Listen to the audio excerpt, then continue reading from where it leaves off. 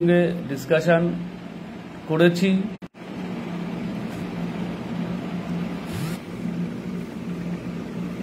আগেও করেছি, এখনো করছি, এবং যেভাবে আমাদের কেস ফাইল করলে নোটিফিকেশনের যে ব্যাড এফেক্ট আমাদের উপরে পড়ছে সেটাকে আটকানো যায়, সেটা কিন্তু সর্বতভাবে আমরা চেষ্টা করছি। ওই জন্য বলছি লিগ্যাল অ্যাসপেক্টে আমরা যেভাবে কাজ করলে আমাদের বেনিফিট আসবে সেই ব্যাপারটা কিন্তু আমরা করছি। প্রথমেই আসবো, ফর্ম ফিল আপ উইন্ডো আজকের থেকে ওপেন হয়েছে। অনেকবার বলেছি, আবারও বলছি, আমরা কোনোভাবেই কোনো রকম ফর্ম ফিল আপ করবো না।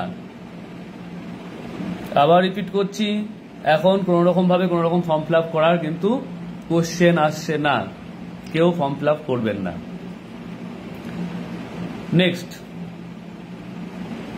আমাদের একটা বিষয় খুবই ভাবাচ্ছে যে আমরা কি সর্বতভাবে রাজনৈতিকভাবে শিকার হচ্ছি?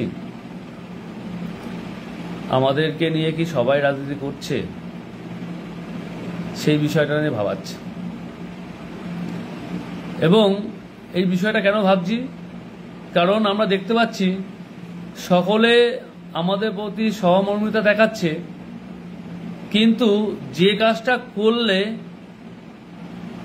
যাদের প্রতি কোনো অন্যায় অপরাধ করেনি, যারা কোনো অন্যায়ের সঙ্গে তাদের যোগ সাধন নেই, যেখানে সিবিআই থেকে শুরু করে হাইকোর্ট থেকে শুরু করে এবং এসএসসি তার যেটুকুনি যৎসামান্য তথ্য দিয়েছে তাতে দেখা যাচ্ছে আমরা কেউ কিন্তু দোষী নই, এবং সুপ্রিম কোর্টের অবজারভেশনও সেরকম আছে, কিন্তু পানিশমেন্ট পেয়েছি আমরা। এবং কি আমাদের একটা বড় জিনিস দিয়েছে, কি দিয়েছে? As relaxation. এবং আমাদেরকে আবার যোগ্যতা পরীক্ষা দিতে হবে, এই হচ্ছে ব্যাপার। কিন্তু এই বিষয়টা বলতে বাধ্য হচ্ছি, আমরা দেখতে পাচ্ছি মাননীয় শিক্ষামন্ত্রী উনি কোনো এক সময় আমাদের যে চিঠি পেয়েছিলেন, সেই চিঠি বা অন্যান্য অনেক দপ্তর অন্যান্য সংগঠন থেকে তারা চিঠি পেয়েছে, অন্যান্য অনেক সংগঠন ছিল, সেই চিঠি নিয়ে উনি কি বিচার বিশ্লেষণ করলেন জানি না, যে এটা রিপ্রেজেন্ট হলো যে আমরা সব রকম ভাবে সবকিছু, সরকার যদি ভুল করে তাতেও আমরা সরকারের সঙ্গে আছি।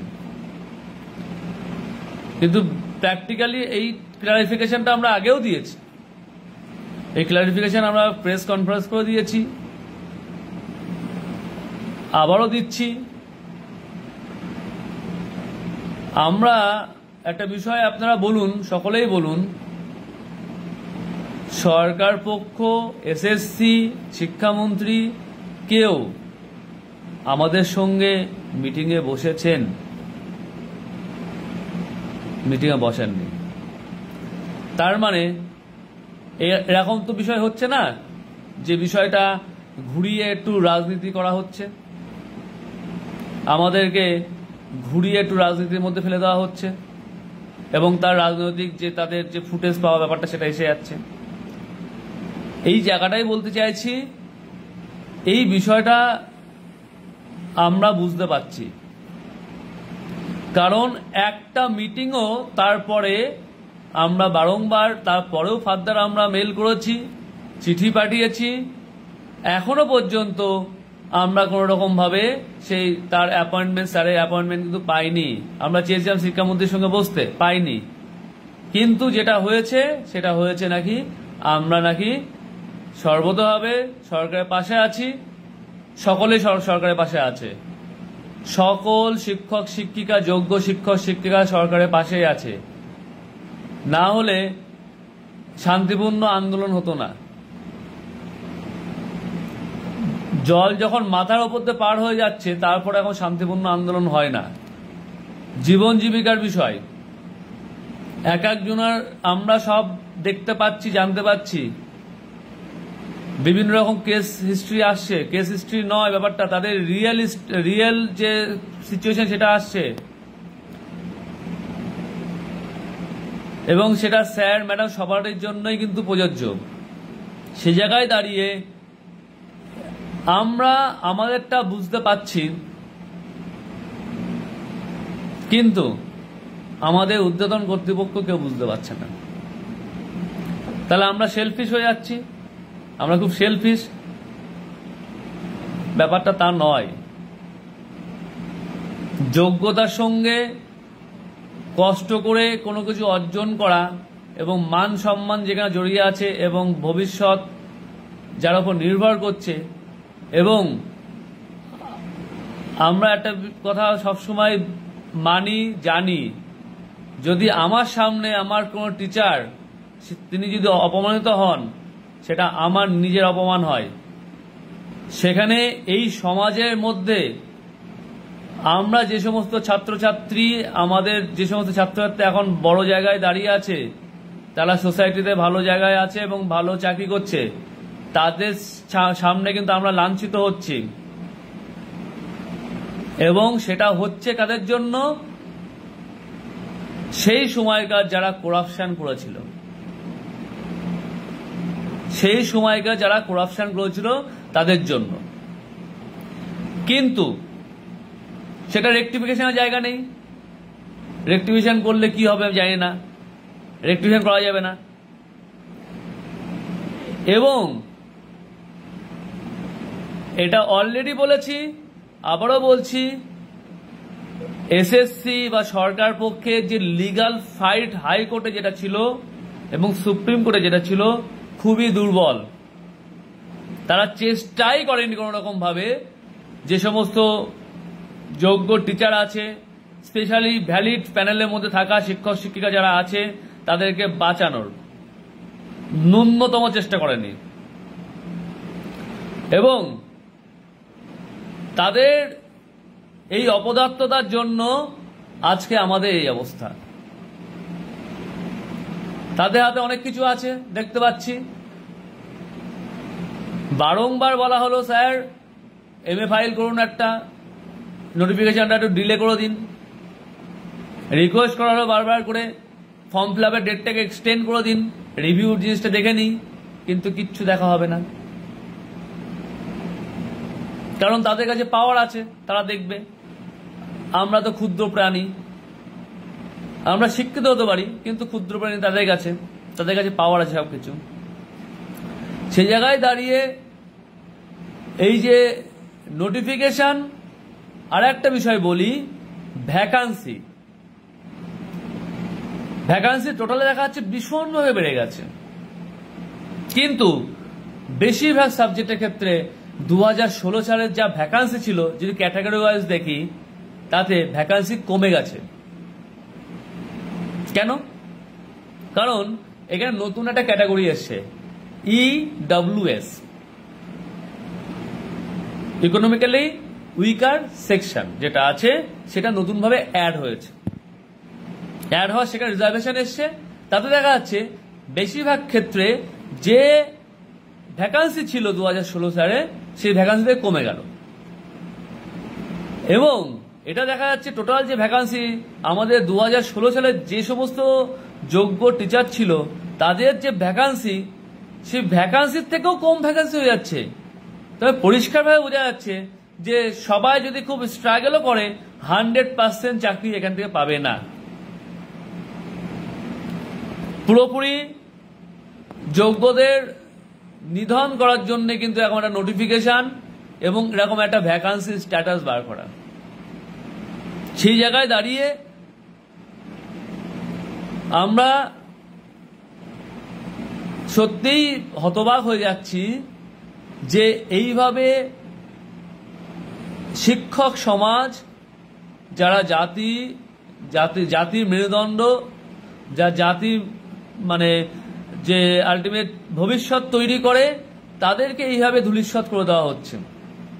এরপরে বলুন তো কোনো স্টুডেন্ট ছোটবেলার থেকে ভাববে সে শিক্ষক হবে বড় হয়ে? স্পেশালি পশ্চিমবঙ্গের বুকে সে শিক্ষক হবে? তার মনে সেই স্বপ্ন থাকবে, সে আশা থাকবে? থাকবে না। তারা অন্য জায়গায় অন্য চাকরি করবে, অন্য জায়গায় অন্য চাকরি করবে। তারা এই এডুকেশন ডিপার্টমেন্টে ঢুকবে না, কারণ এখানে অনিশ্চিত সবকিছু। যোগ্যতার সঙ্গে সবকিছু করার পরে 7 বছর চাকরি করার পরে দোষ খুঁজে পাওয়া যাচ্ছে না, সেখানে এইভাবে পানিশমেন্ট করা হচ্ছে। তবে যাই হোক, ফর্ম ফিল-আপে কোনো আমরা ফর্ম ফিল-আপ এখন করবো না, সেই কোশ্চেনই আসছে না। এবং নোটিফিকেশন চ্যালেঞ্জ করে যে কেস, সেই কেসের বিষয়টা নিয়ে পর্যালোচনা চলছে, খুব তাড়াতাড়ি ফাইল হবে এবং যেটা আমাদের ক্ষেত্রে বেনিফিটে আসবে সেই সমস্ত বিষয় নিয়েই থাকবে। আর একটা বিষয় ওটাই বলবো, যারা ভাবছেন খুব ভালো করে পড়াশুনো করে পরীক্ষা আবার দিয়ে চাকরি পাবেন, তাদের জন্য একটা কথা বলে রাখি। সুপ্রিম কোর্টের ভার্ডিক্টে পরিষ্কারভাবে লেখা আছে, টেন্টেড ক্যান্ডিডেটদের মাস্ট বি টার্মিনেটেড। এখনো পর্যন্ত গভর্নমেন্ট কাউকে টার্মিনেট করেনি,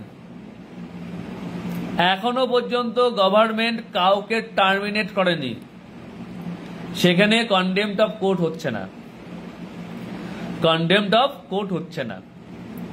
এবং নোটিফিকেশনে ক্লিয়ারলি কোথাও বলা নেই যে টেন্টেড টিচাররা বসবে না পরীক্ষায়। নোটিফিকেশনে কোথাও বলা নেই যে টেন্টেড যারা টিচার ছিল তারা বসবে না এই পরীক্ষায়। যদি একজনও টেন্টেড টিচার বসে এবং সে কোয়ালিফাই করে চাকরি পায়, এই পরীক্ষাটাও ফুললি ক্যান্সেল হবে। এবং যে সমস্ত ভাই বোন বা যারা সিনিয়র আছেন, যারা আগে পরীক্ষা দেননি, ফার্স্ট টাইম পরীক্ষা দিচ্ছেন, তাদের জন্য বার্তা এটাই, আপনারা আপনাদের আওয়াজ তুলুন। কারণ এই যে নোটিফিকেশন হচ্ছে তাতে কিন্তু কোনো সুরাহা পাওয়ার কিন্তু জায়গা লয়াররা দেখছে না, সেই হিসাবে আমরাও দেখতে পাচ্ছি না। এবং সেই জায়গা থেকে বলবো, নোটিফিকেশনটা শুধুমাত্র নতুনদের জন্যই হোক। আমরা জানি শিক্ষাঙ্গন স্কুল ভ্যাকান্সি অনেক আছে, সেখানে টিচার লাগবে, শিক্ষাকর্মী লাগবে, তাদের জন্য হোক।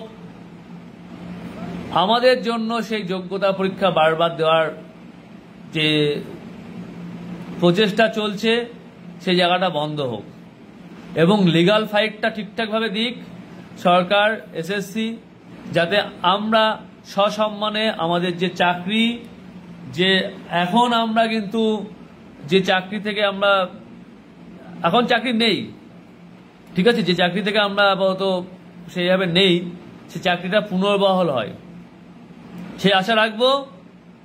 এবং এই আশাটাই কিন্তু ভরসার জায়গা। এটা যদি কেউ ভাবে যে সরকারের প্রতি ভরসা আছে এবং সরকার কোনো ভুল কিছু করলো সেটা আমরা মুখ বন্ধ করে মেনে নেব, সেটা ঠিক নয়। সে আশাটা অবশ্যই রাখবো আমরা, কারণ সরকারি চাকরি দিয়েছে আমাদের, সরকারি দুর্নীতি করেছে, সে সরকারি দুর্নীতির কারণেই চাকরি গেছে আমাদের। সে সরকারকে দায়িত্ব নিতে হবে চাকরিটা ফিরিয়ে আনার জন্য, তার জন্য যা করা তাই করতে হবে, এই আশা রাখবো। এবং কেউ আলটিমেট ফর্ম ফিল আপ করবেন না। লিগালি কি করা যায় দেখছি আমরা, পাশাপাশি সরকারও যাতে লিগাল অ্যাকশনগুলো নেয়।